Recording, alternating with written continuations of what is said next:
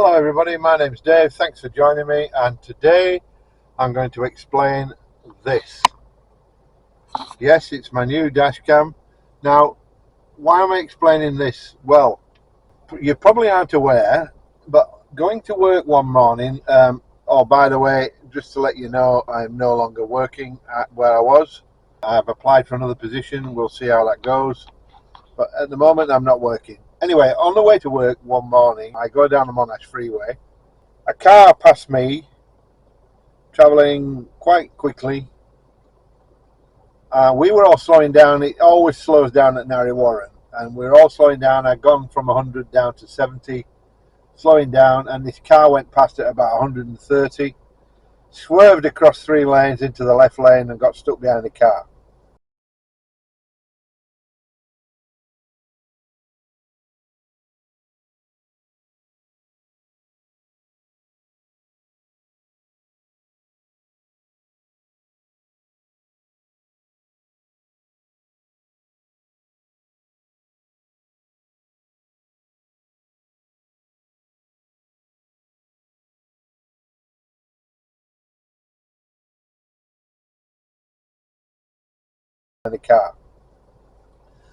Fate inevitably put me alongside this car, and it was 3 teenagers who I could see.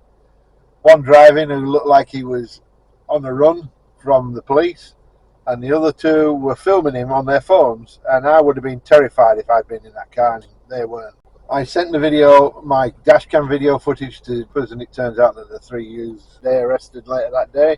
I heard rumours of an accident in Berwick caused the police to come along and catch them, apprehended by the members of the public. Anyway, cut a long story short, I submitted my video footage as evidence for the police, and to be fair, the King's dash cams were crap. The mounts broke. I was on my 7th camera, and then they said no, it's fair wear and tear, and they can go stick it. Kings are just useless when it comes to things like that. So I went onto Amazon and I bought myself a dash cam. Now, as you can see, I've mounted it a little bit high so it's looking through the blue, but apart from that, it's not too bad. There's also a rear camera when it catches up, which is shining down the pavement there.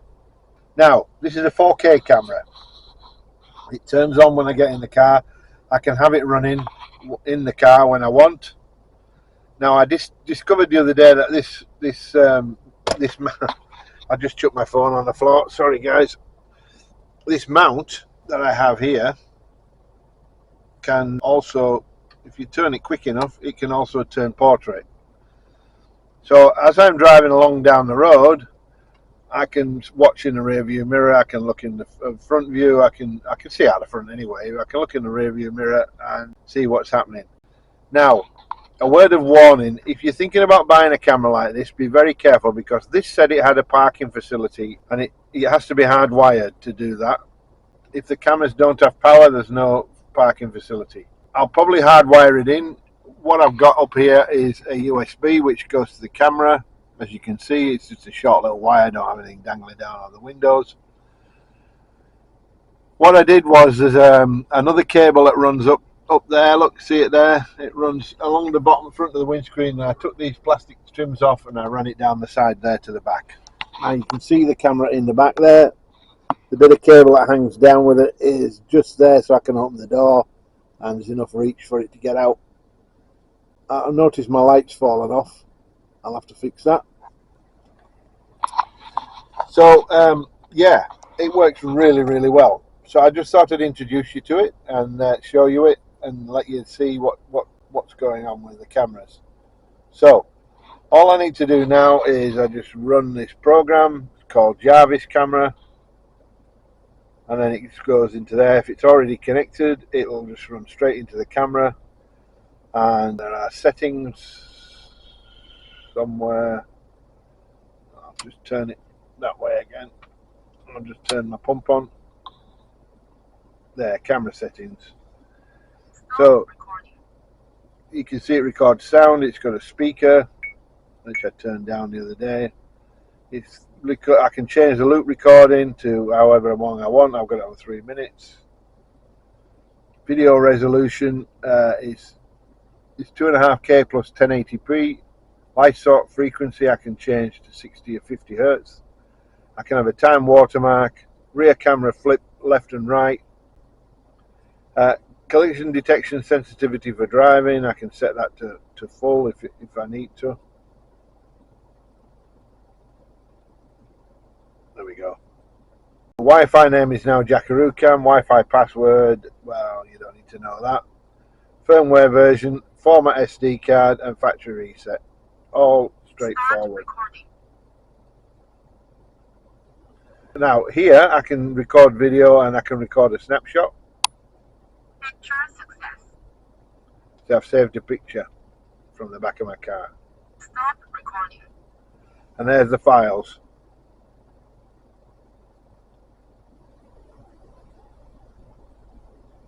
So let's play one.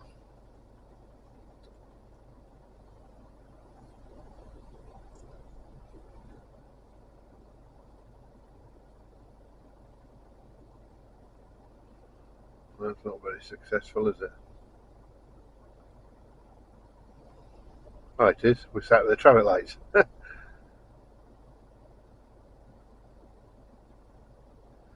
Now, I've got a job to do on the car, which is going to be fixing the injector's spray patterns, because if you watch when I pull away here, when the lights change, you see the smoke. There's a lot of smoke, so I'll be looking into that. But as you can see, it's pretty good quality stuff. Let's find another one during the day, maybe. Another rear cam one.